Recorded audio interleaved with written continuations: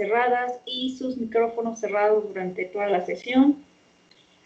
Los que quieren participar con la lectura de la unidad que compartimos el día de ayer, capítulo 1 del libro, vamos a iniciar con la primera sesión de historia para determinar los puntos importantes que todavía son de relevancia para los continuos análisis de la funcionalidad del DNA.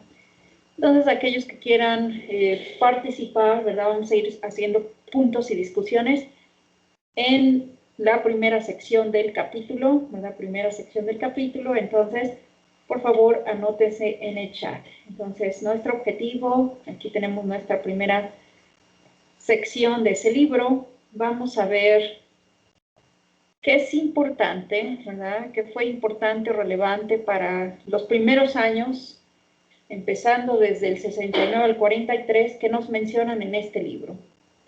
¿Qué consideran que fue importante, el punto más relevante con respecto a este periodo para el DNA? Vamos a ver. Entonces vamos a estar trabajando con nuestro documento que descargaron el día de ayer de la plataforma. Muy bien, participaciones, anótense en el chat, ya veo, no, nadie se anotó. Muy bien, participaciones, por favor, anótense en el chat para ese periodo. ¿Qué fue lo más relevante?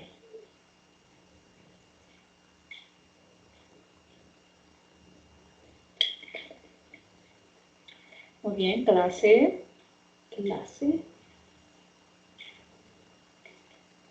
Dijimos que si la clase no leyó nada de el texto, entonces damos la clase por vista. El objetivo de la clase es discutir nuestras lecturas. Vamos a ver, parece que ya hay alguien escribiendo. Es importante que empiecen a entrar al audio, ¿no? Una de las características importantes que tenemos que desarrollar como futuros médicos siempre es hablar, expresar nuestras opiniones, ¿verdad? Porque luego cuando llegan al hospital, pues igual están todos calladitos y nadie habla. Y a nadie le gusta trabajar con alguien así. Entonces, es importante que ustedes desarrollen esa habilidad de hablar, de discutir sus opiniones, así como diagnósticos, etcétera. Y que esa es una habilidad muy importante que se debe desarrollar en la clase pese a que estemos en línea. Pese a que estemos en línea, quiero oír las voces de los estudiantes en el audio. Muy bien, ya su compañero Francisco. Para ese primer periodo particular, entonces aquí vamos a poner, para ese primer periodo particular, entonces destaca, ¿verdad? Que fue justamente cuando estos autores, ¿verdad? Aunque ya dijimos que fue una gran cantidad de autores los que participaron en el descubrimiento per se de la estructura, y que finalmente Watson y Crick propusieron una función. Fue en 1943 cuando finalmente ellos propusieron una función, pero que durante esta primera etapa, durante estos años, pues se descubrió justamente la estructura, ¿no? Se analizó esto que ustedes mencionaron ayer acerca de su conformación como azúcares o como desoxirribosos. Eso fue muy importante para estos años y que hasta la fecha, ¿verdad? Si nos vamos a la diapositiva número 4 de nuestra lectura, ¿verdad? Podemos observar que gracias a esa estructura propuesta de las desoxirribosas, se identificó, y aquí esto ya lo discutimos también ayer, que existen solo 4 de estas desoxirribosas, y que de estas solo 4 desoxirribosas, dijimos que lo descrito para esos años fue justamente la estructura en pares, ¿verdad?, de estas ribosas en la famosa cadena del DNA, en el cual Watson y Crick propusieron en base a las fotografías de Franklin esta estructura de hélice, que además va girando a la derecha cada 10 pares de bases. Muy bien, quiero ver si hay otro comentario con respecto a lo relevante sucedido en esa primera etapa. Muy bien, veo a Sebastián escribiendo. Sebastián, ¿quieres entrar al audio?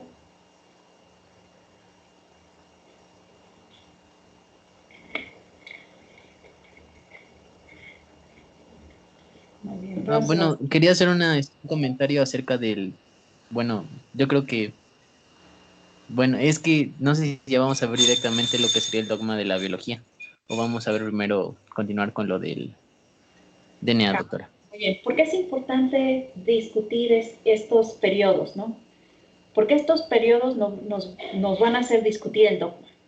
Entonces, esta parte de la historia es una base para finalmente llegar al punto de por qué se propuso el dogma y finalmente qué fue lo que dijeron que era. Y vamos a ver cómo esa propuesta ha cambiado o sigue en pie. Entonces, por eso necesitamos esta parte. Entonces, vamos a discutir un poquito de esto porque esto nos lleva de la mano al dogma. ¿Correcto?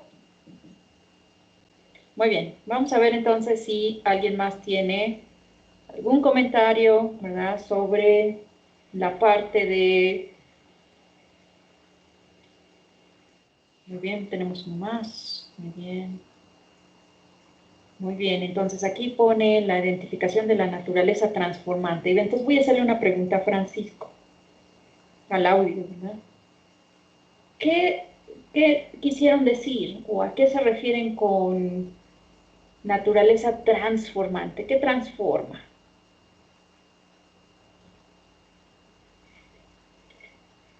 Vamos a ver. Lo que tú entiendas, ¿verdad? Va, por eso estamos haciendo una discusión. ¿A qué se Bueno, refiere? Adelante.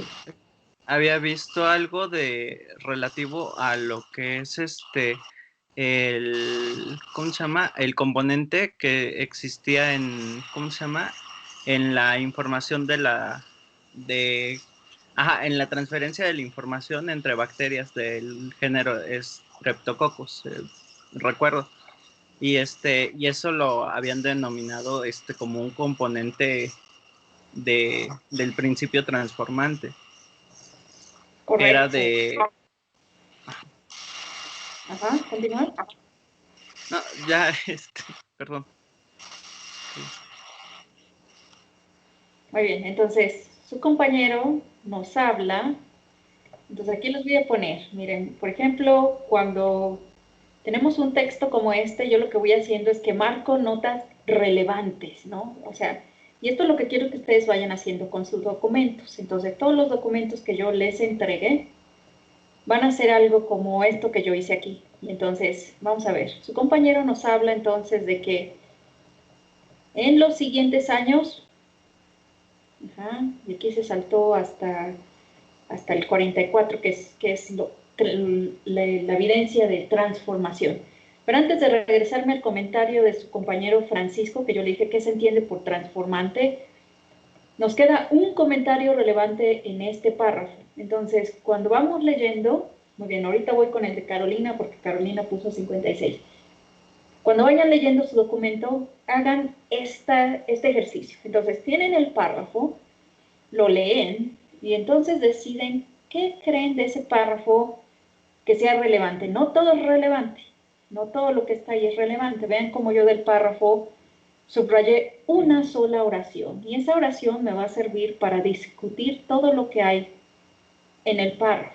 Entonces, en esta oración que yo subrayé, que ponen, se pensaba que cada molécula de DNA era un polímero repetitivo. Ajá. ¿Y por qué pensaron eso? Porque dijimos que únicamente en el DNA, tal como lo describió Watson y Crick, tal como lo describieron los otros autores, se propuso que solo existían 4 desoxirribosas: adenina, timina, citosina, guanina. Ese solo había 4, entonces vamos, pregunta para el grupo a ver quién nos ayuda a discutir. Si solo hay 4, ¿cómo podemos hacer para tener diversidad? Porque decían, si tengo 4, incluso acá hacen como un cálculo matemático, si tengo 4, entonces, ¿cuál es mi probabilidad de 1? y las probabilidades de orden pensadas eran pocas. Entonces, ¿qué creen que utiliza el DNA para lograr tener diversidad? Vamos a ver, esa es una pregunta al aire derivada del análisis de un párrafo de nuestra lectura. Vamos a ver, ¿quién quiere, si quieren contestar al audio, un comentario? Entonces, por favor, rápidamente en el chat. Muy bien, vamos a ver Sheila. Sheila escribió la palabra combinación. ¿Qué querrías decir con combinación? Dame un ejemplo.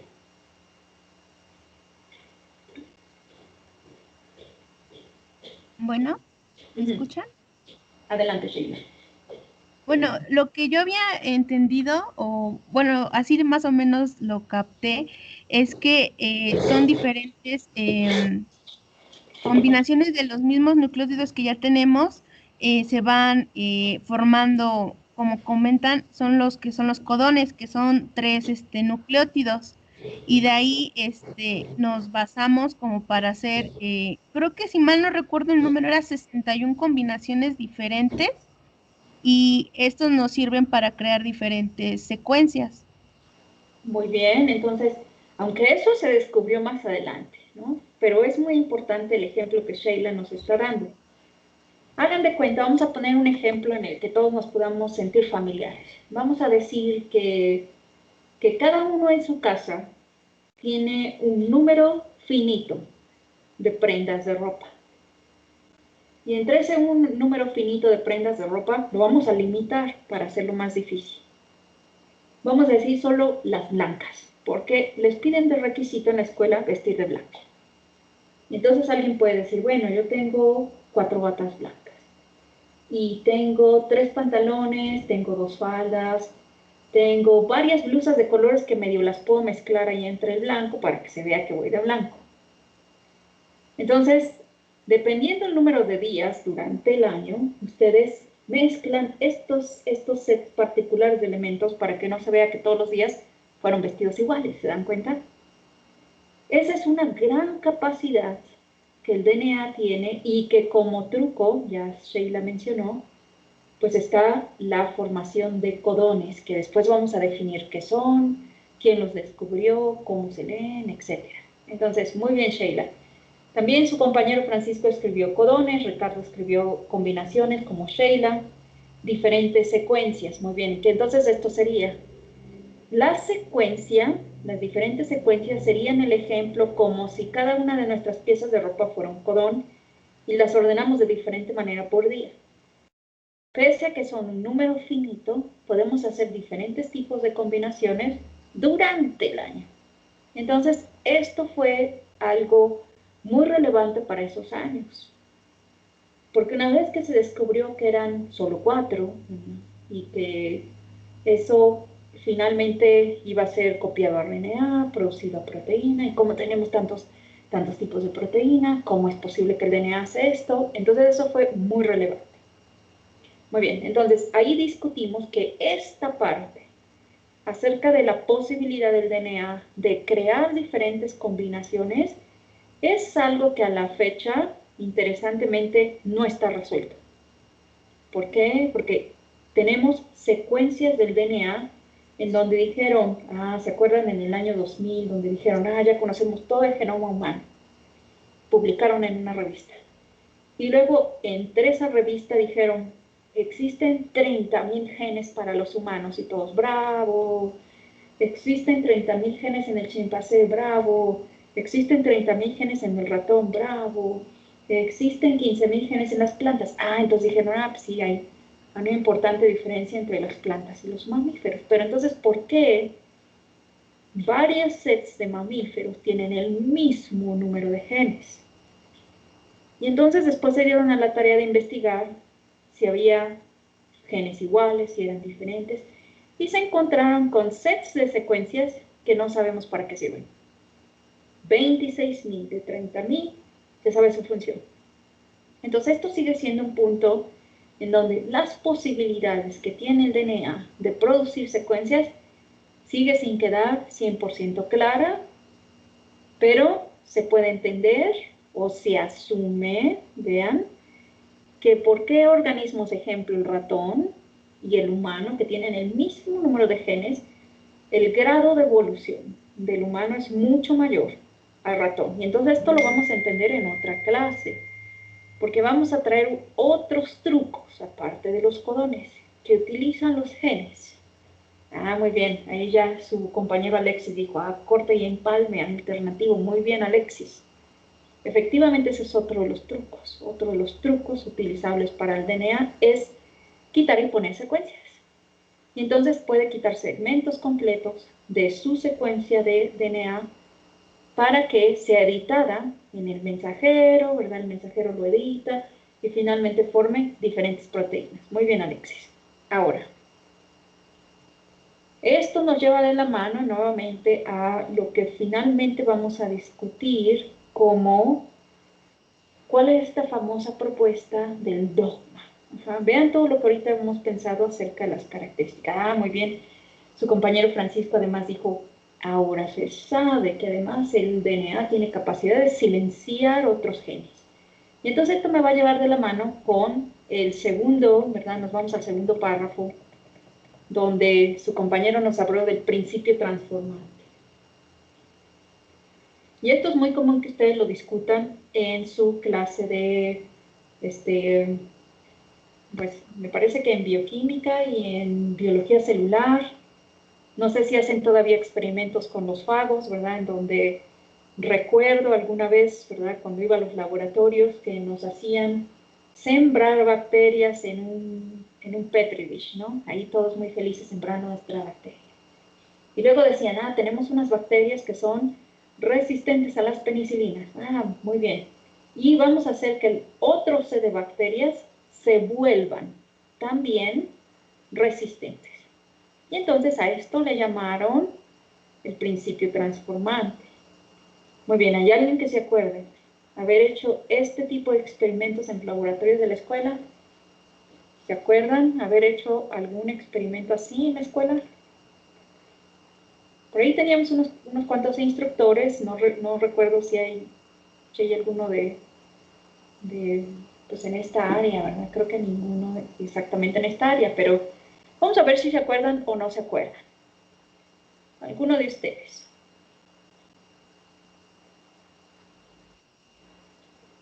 Muy bien, Sebastián dijo no. Pero puede ser que a lo mejor ya no hacen todas las prácticas, ¿no? Digamos, conforme muchos años pasan, pues a lo mejor puede ser que pues ya no tenemos los materiales o ya no hay nadie, ya no hay instructores que den esa práctica o la han considerado no relevante.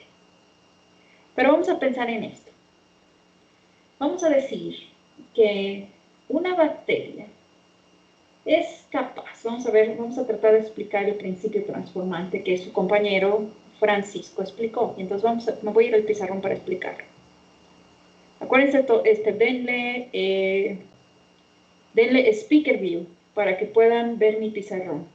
Entonces, estén seguros de que tienen Speaker View para que puedan ver el pizarrón. Voy a hacer un dibujo para explicar el principio transformante. Muy bien, pónganme una nota si ya pueden ver el pizarrón. Una nota si ya están en la vista del pizarrón. Perfecto. Muy bien, entonces vamos a explicar ese famoso principio transformante que desde el 44 ya se sabía. Muy bien. Si tenemos esta bacteria, ¿verdad?, que es resistente, vamos a ponerle aquí, es resistente a un medicamento. Y vamos a poner que esta bacteria resistente entra en contacto con una que no es resistente. Entonces, cuando apliquemos el medicamento, esta muere, ¿no? Pero esta bacteria es capaz de adquirir resistencia cuando ésta le dona un segmentito de su DNA. Y entonces este segmentito lo saca y lo transporta en un pequeño circulito. Cierra este pequeño segmentito y se lo instala a esta bacteria. Esta bacteria entonces adquiere este segmentito de DNA que le proporciona resistencia y la incorpora en su genoma. Cuando es sometida al mismo experimento aquí, ¿verdad?, esta ya también se volvió resistente. Entonces vamos a ponerle aquí la R, vamos a poner esta bacteria original que es resistente. Entonces, esta fue capaz de donarle un segmento de DNA, muy bien, dijo su compañero, que ahora se llaman de manera muy común como plásmidos. Vean, hace algún tiempo solamente se decía ese segmento, ahora se refieren como plásmidos. Y a este principio transformante, se le dio un gran peso en la historia, porque posteriormente a que existió en bacterias, se buscó si esto podía ser un evento que existiera en humanos. Y entonces vamos a hacer la pregunta. ¿Creen que en el genoma humano este fenómeno existe?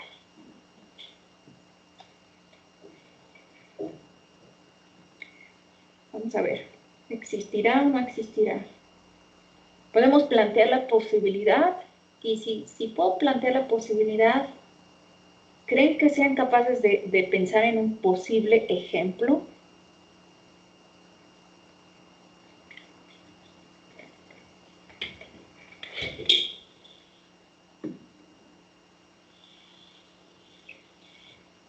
Muy bien, ya tenemos 4 personas escribiendo. Vamos a ver si podemos seguir discutiendo. ¿Existirá o no existirá la posibilidad de esa capacidad que tienen las bacterias como principio transformante? Son capaces de donar información, porque la resistente no pierde el segmento, lo que hace es que genera una copia, ¿verdad? Y distribuye copias, ¿no? Es como copias piratas. Hace una copia y le da copias a sus compañeros. Y entonces cuando viene el insulto, que sería el insulto farmacológico, entonces ya todos están listos y a nadie le pasa nada. Entonces, ¿creen que exista la posibilidad? Porque todos estos principios que estamos discutiendo generaron ese famoso evento, ¿verdad?, del dogma central.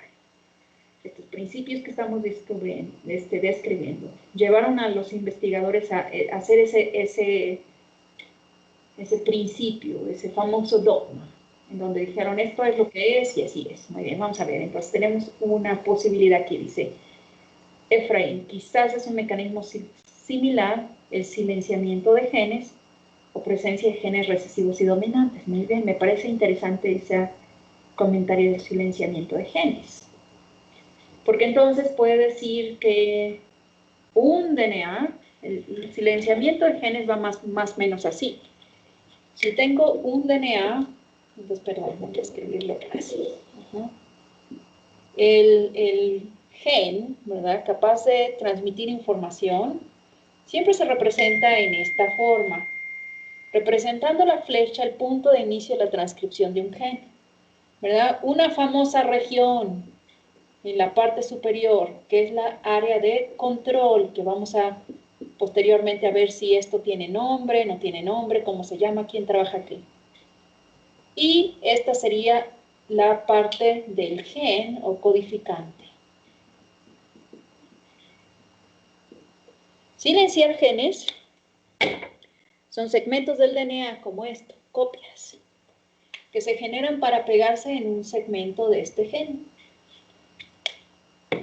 Al estar haciendo las copias y llegar a este segmento de este gen, esto se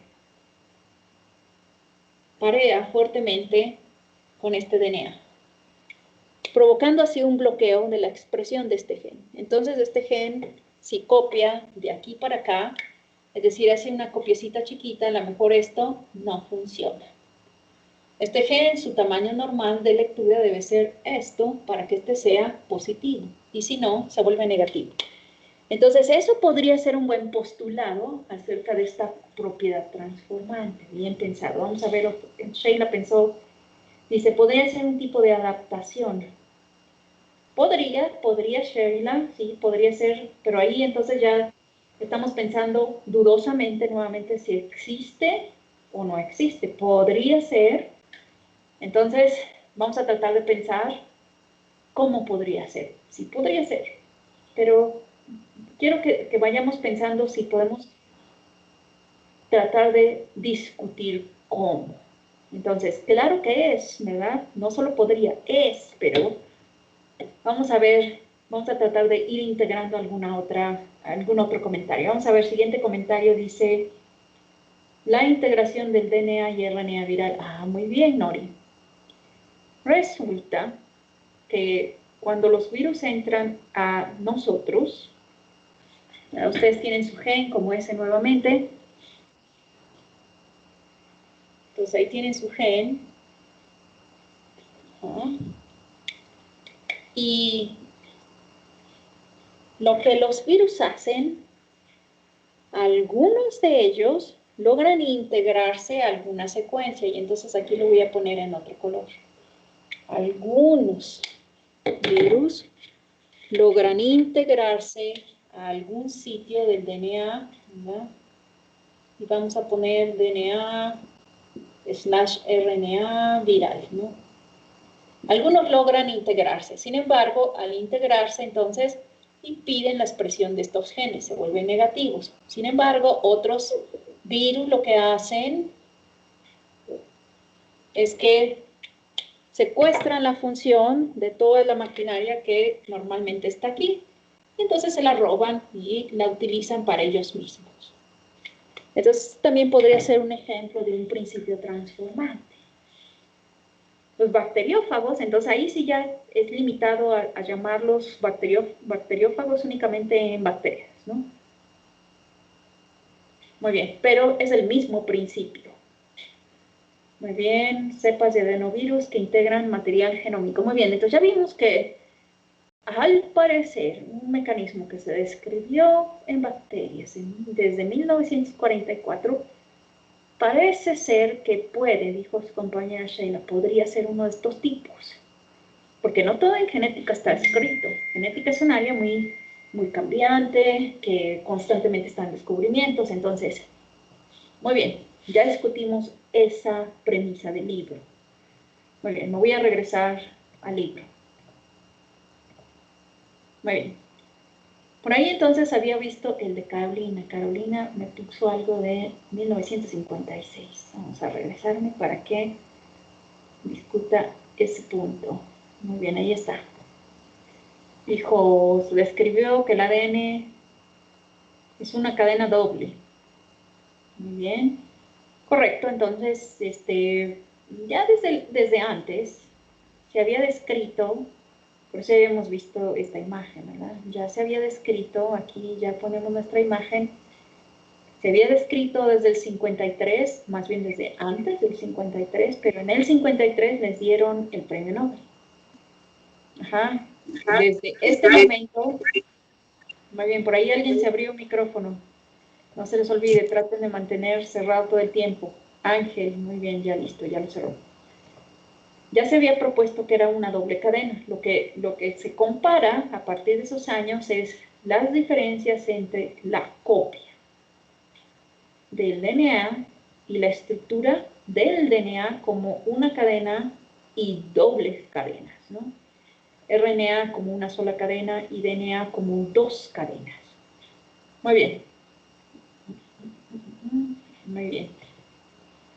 Y aquí, en el párrafo siguiente, discuten justo lo que me da gusto que ustedes propusieron, ¿verdad? Se discute cómo muchos virus trabajan, cómo entran a las células, son capaces de robar maquinarias o integrarse a nuestro propio genoma. Porque vamos a ver posteriormente que ya existen estructuras de algunos ancestros virales integrados en nuestros genomas. Entonces, algunos llegan para quedarse y otros únicamente nos utilizan como maquinaria, ¿no? Que es justamente uno de los principios de los virus. Llegan, invaden, se reproducen y salen, ¿no? Entonces, eso es lo que estos autores desde 1952 observaron y que ya vimos que puede ser parte de estos principios transformantes, ¿no? Muy bien, déjenme ver. Vámonos a la siguiente parte del texto, que seguramente entonces, muy bien, es esta premisa que su compañera Carolina nos quiso comentar. Efectivamente, en ese año, lo que se trataba de elucidar era qué pasaba cuando el DNA hacía una copia, porque se sabía ya, la gente de mitosis decía, el DNA hace toda una copia de sí mismo para finalmente generar un nuevo individuo. Y cuando hace una copia de sí mismo para generar un nuevo individuo, lo hace exactamente igual, entonces tiene que ser doble cadena. Muy bien. Y luego se dieron cuenta que existían estos famosos RNAs, y los cuales no se generaban en una copia en una doble cadena, ¿no? Entonces, las moléculas parecían ser copia de la misma, partes de un solo ente, pero en realidad, y aunque aquí vean las palabras que se utilizan en este libro, dice degradadas, modificadas, retorcidas y relajadas, esa oración en realidad no me habla de mucho. Ajá. Lo que me sugiere es que el DNA doble cadena se abre, ajá, para permitir una copia en una forma relajada de un segmento que entonces pasa a ser el famoso RNA. Y que a diferencia del DNA original, este RNA cambia en las desoxirribosas, ¿verdad? Incorpora una nueva, que era uracilo, y además el RNA con respecto al DNA tienen características diferentes. Entonces, por eso tenemos toda una clase para discutir esto. Sin embargo, ¿verdad?, estas diferencias sentaron parte importante en el dogma. Sentaron parte importante en las diferencias en donde el dogma inicia con DNA y se transforma en RNA. Ya vamos hasta ahí, ya vamos a esta parte. Muy bien. Vamos a ver. Siguiente párrafo.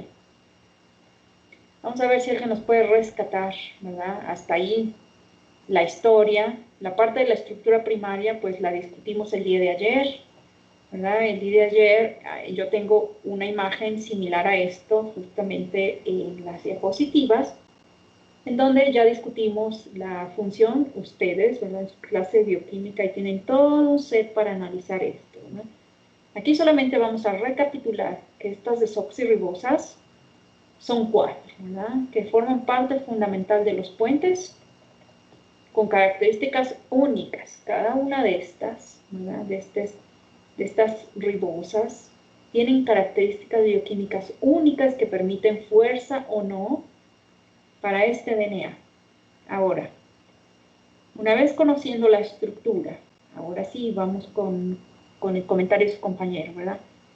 Ya conocimos la historia, vimos cómo durante la historia se fueron analizando diferentes premisas acerca de las funciones, y entre la última premisa de las funciones debemos de discutir las proteínas, porque las proteínas fue algo que se analizó porque es lo más tangible. No puedo analizar las proteínas de los músculos, las proteínas de la sangre, las proteínas, puedo analizar y tocar proteínas. Era lo más grande, y que al final, durante todo este procedimiento, se trató de elucidar que todo viene, y entonces aquí vamos a la premisa del dogma. Vamos a ver si ahora sí, ¿verdad? ¿Quién quería discutir esto? La premisa del dogma, en donde 3 elementos son la base de esta premisa. Uno de los elementos, DNA. Segundo elemento, RNA. Tercer elemento, proteínas. Muy bien, vamos a ver quién me dice qué dice exactamente este famoso dogma. Bien, ahí ya tenemos 2. Vamos a poner ahí. Déjenme irme hasta abajo, donde están ya escribiendo. Muy bien. Ángel dice: son los procesos por los que pasa el DNA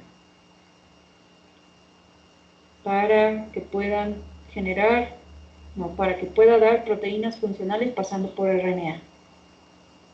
Muy bien. Francisco dice: primero era lineal e irreversible.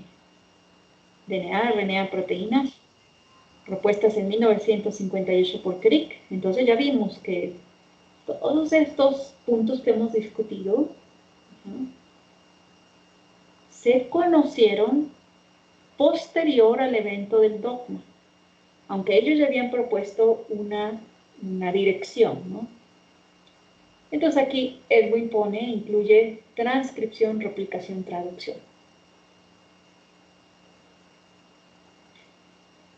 Muy bien, vamos a ver si Sebastián puede entrar al audio, porque está muy largo su comentario y quiero que nos ayudes a la discusión. Sebastián, entonces entra al audio. Cuéntanos acerca de lo que leíste.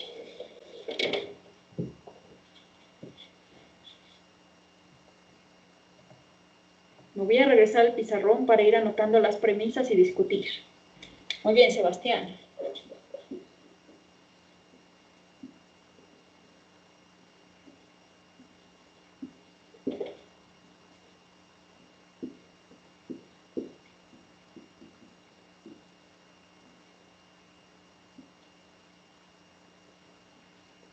¿Ya me escucha, doctora?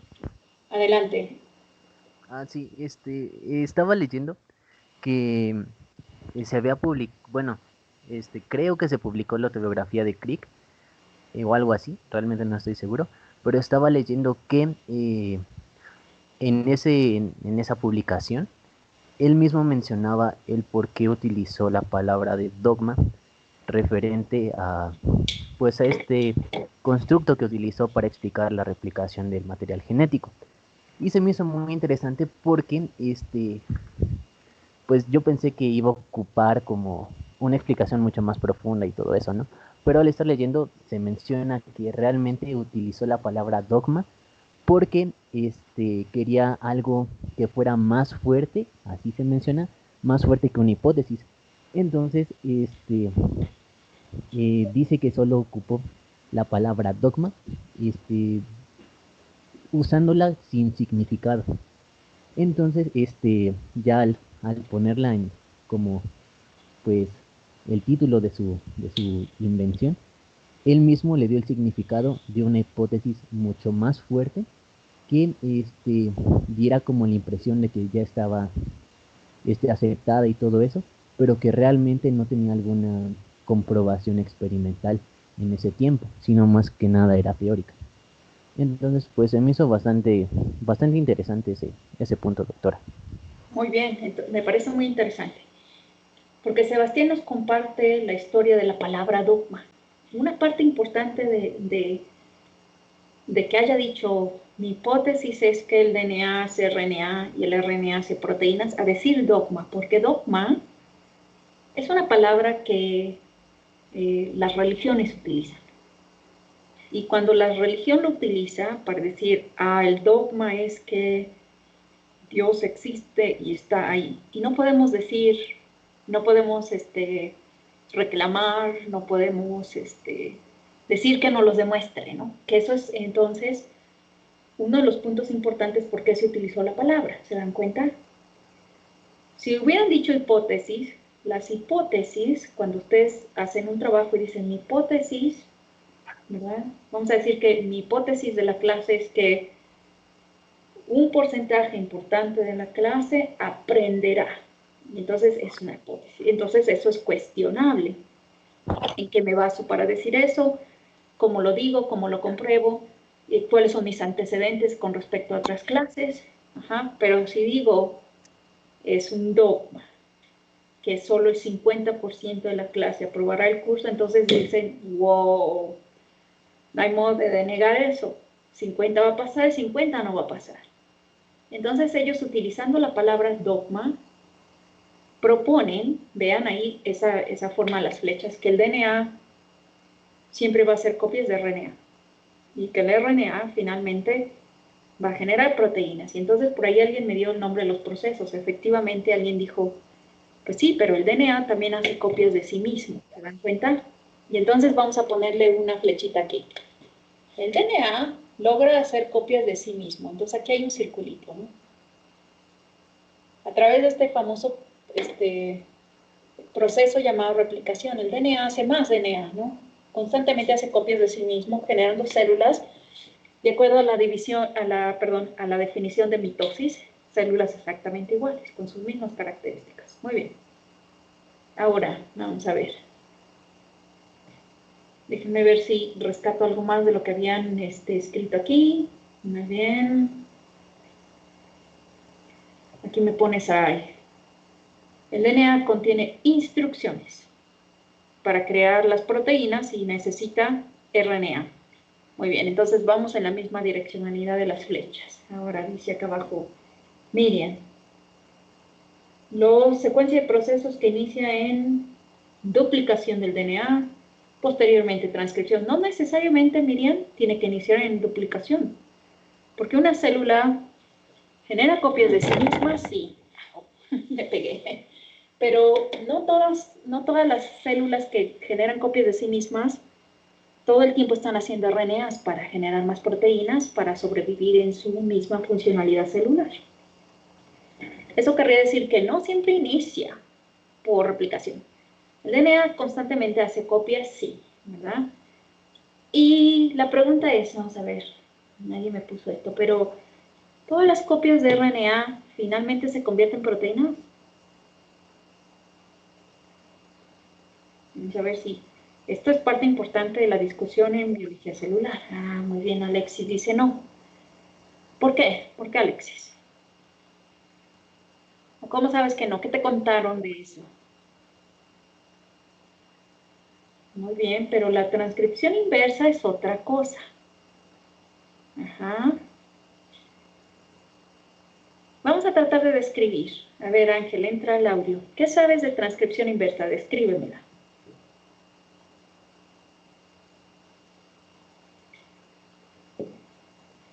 Pues sería el proceso por el que la RNA hace las cosas, digamos, al revés. No nos va a dar como tal la proteína, sino que puede regresarse a un estadio de DNA. Muy bien, perfecto. ¿Y quién hace eso? La enzima, la transcriptasa inversa. Pero, ¿qué organismos lo hacen? Muy bien. Sería bueno, hablando a nivel celular, también entran el retículo endoplásmico, ¿no? El rugoso. Muy bien, muy bien. Estamos hablando de un importante proceso en el cual organismos que son RNA, muy bien, ya te están soplando la respuesta en el chat, que son los virus. Muy bien, entonces vamos a anotar aquí, virus. Muy bien, entonces, vean cómo, aquí su compañero, a ver, recuérdame tu nombre porque ya se movió el chat, ya no sé quién es. ¿Es Ángel? Ángel. Ajá.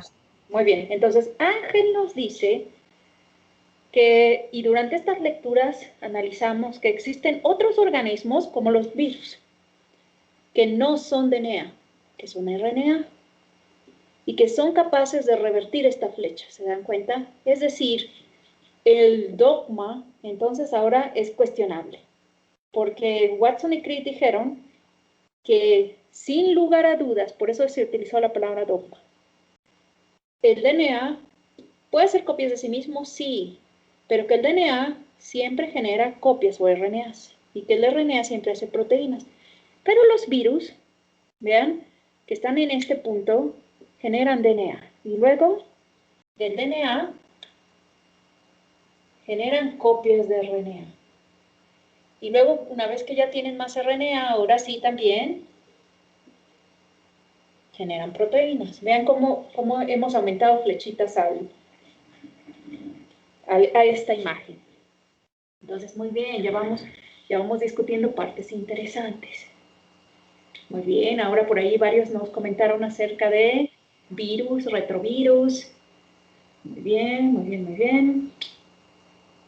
Muy bien, alguien por ahí puso, Alexis, embriología. Muy bien, vamos a ver, coméntame eso de embriología. Compártenos con la clase.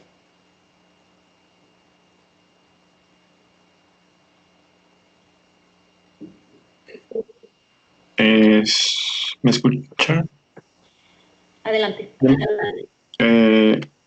Bueno, pues preguntaba si todos los ARN se iban directamente a proteínas y pues le comentaba que no, porque se ha visto que por ejemplo, en esto que le comento de la inactivación del cromosoma X, se ha visto que se producen RNA, pero que no van hacia proteínas, sino que se mantienen así, cubren al cromosoma X y así se inicia su inactivación. Muy bien, entonces bloquea la producción de proteínas. ¿Se dan cuenta? El mismo genoma humano, gracias Alexis, que es un proceso que vamos a ver en esta clase. Muy bien, ya me dieron una advertencia de 10 minutos. El RNA es capaz de inhibir proteínas, ¿no? Entonces vamos a poner un símbolo así, no una flecha, pero un símbolo. Ajá. Es decir, que esto también cuestiona el dogma. Muy bien, ahora sí, Alexis, ciérranos tu micrófono, parece que se quedó abierto. Entonces, vean cómo hemos cuestionado este evento. Ya no podemos decir que es un dogma, porque vean cuántas flechas ya pusimos reversas y cómo ya demostramos que ellos decían que el RNA siempre hace proteínas. Y su compañero dijo, wow, el RNA también puede bloquear la producción de proteínas e incluso inhibir un segmento, ¿verdad? Como lo es un cromosoma completo en su funcionalidad. Muy bien, ya vimos cómo si pudimos hacer una buena discusión de esto. No hemos terminado porque no hemos logrado unir la flecha de la proteína con el DNA. Entonces lo vamos a hacer mañana. Vamos a revisar el día de mañana, entonces, porque aquí hay flechas para todas las direcciones. Y entonces vamos a tratar de discutir o elucidar si podemos discutir acerca de estas otras flechas en otras direcciones. Piensen en las posibilidades. Y eso es lo que vamos a discutir mañana. Vean esta imagen y piensen en las posibilidades. Nori ya me dio una respuesta. Entonces, Nori, las vamos a discutir mañana y me vas a tratar de poner un ejemplo. ¿Cómo? ¿Ok, Nori? Muy bien. Entonces, voy a pasar lista. Voy a empezar a pasar lista. Muy bien, ya su compañero Francisco tomó una imagen del pizarrón. Es importante que estas imágenes, entonces, pónganlas en su Drive y pónganle fecha del día de la clase para que se recuerden todo el evento de cómo discutimos las funciones. Muy bien, déjenme, estoy abriendo déjenme compartir la pantalla para que vean que se asiente su calificación, perdón, su asistencia, ¿verdad? Y no los vaya yo a saltar. Muy bien, entonces ya vi que algunos otros más se registraron. A partir del día de hoy, entonces ya puse una restricción al registro y todos aquellos que se registren posteriormente tarde requieren que yo autorice la entrada. Entonces, Edwin no comenta con sus compañeros, no se vayan a espantar, verifiquemos cuántos faltan del registro. Muy bien, hasta el momento voy a empezar de abajo para arriba, un día abajo, ¿no? Vamos a empezar con Moisés. Sí participaron entonces en la discusión de la clase, entonces ya me dicen participación. Ah, perdón, dice su compañero que este es otro grupo. Perdón. Me voy al grupo equivocado, ¿verdad? No me manden una foto, acuérdense, para personalizar nuestra clase. Perdón, ahora sí, voy abajo. Muy bien, empezamos con Neftalí. Muy bien, ayer, me faltó guardar probablemente. Ahí está Neftalí, Gerardo, Oscar. Muy bien, Nori. Muy bien. Ahora, cuando yo marco las participaciones en este sistema, las marco así con un medio rombo. Para que ustedes, cuando yo voy pasando lista, ustedes aquí pueden ver, estas serían, rombo vacío son faltas. Cuando están justificadas, entonces aparecen así en verde. Y el medio rombo les sirve a ustedes para ir checando sus participaciones, para que vayan viendo. Tienen que tener aproximadamente 12, entonces dicen, ya tengo 5, 3, 10, para que vayan viendo cuál es su porcentaje de participación. Muy bien, Anayeli. Muy bien, Juan Pablo. Muy bien, alguien se adelantó porque no ha llegado Amaru, ¿sí? Muy bien, ahí está Juan Pablo. Itzel. Muy bien. María.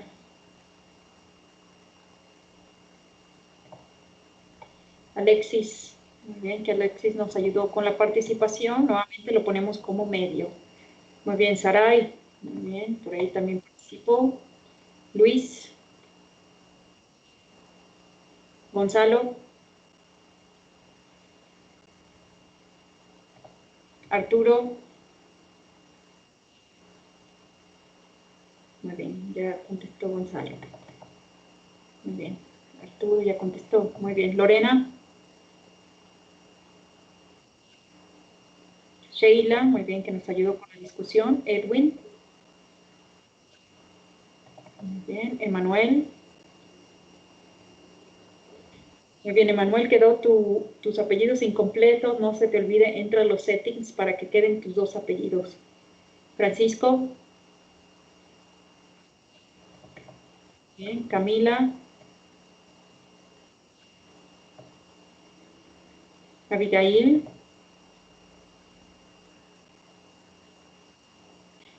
Luis Jaime. Lilia.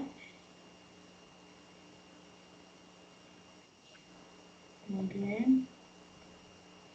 Muy bien, ya como quiera entonces lo dejamos como justificada para que veas el video, porque creo que hoy en la mañana te registraste, estuve viendo todos los que entraban al registro, ¿no? Muy bien, no hay problema. Monse. Elliot. Ricardo.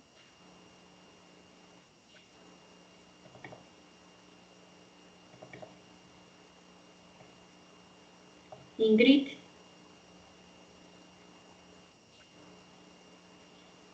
Sara Edith. Muy bien, Sara, también faltan tus apellidos para que nos ayudes a corregirlo, ¿no? Muy bien. Y Elizabeth. También Elizabeth creo que quedó un apellido menos, entonces para que también nos ayudes a corregirlo. Miriam.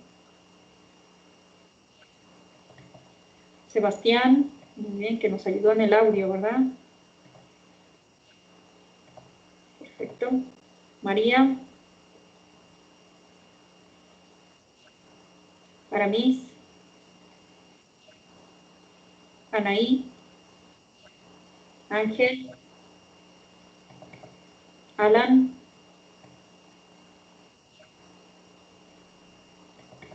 Diana.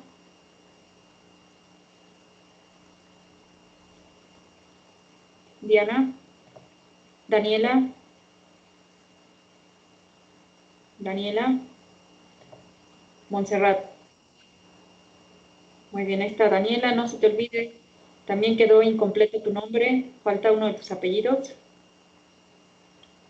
Muy bien, y Denise. Denise, ¿no estás en la plataforma? Alguien, no seas malito, Edwin, ayuda a tu compañera a registrarla, ¿no? Por favor, ayuda a tu compañera a que se registre. Doctora, disculpe, se trabó mi chat, pero ¿Quién eres? soy Ávila Morales Diana. Y también puse un comentario. Muy bien, listo. Gracias. Muy bien, y aquí me pone Denise, me dice que no está en la lista, no está en la plataforma todavía. Entonces, Edwin, por favor, ayúdanos con Denise a que entre a la plataforma. Saraí Romero Muñoz. Muy bien, déjenme, me regreso. Romero.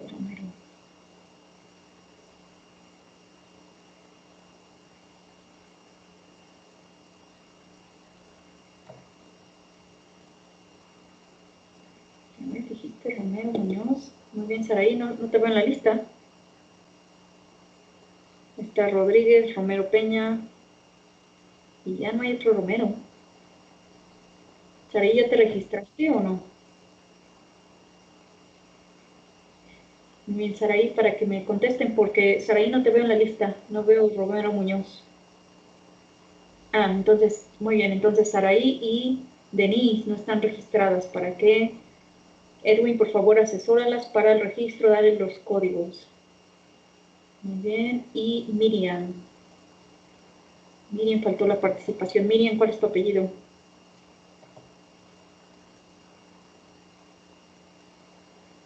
Miriam Fuentes.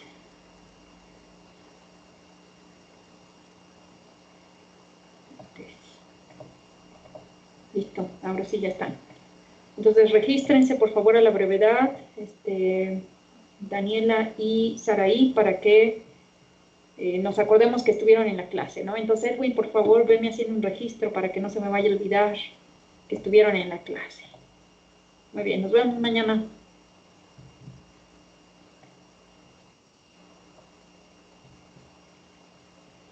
Gracias, Edwin.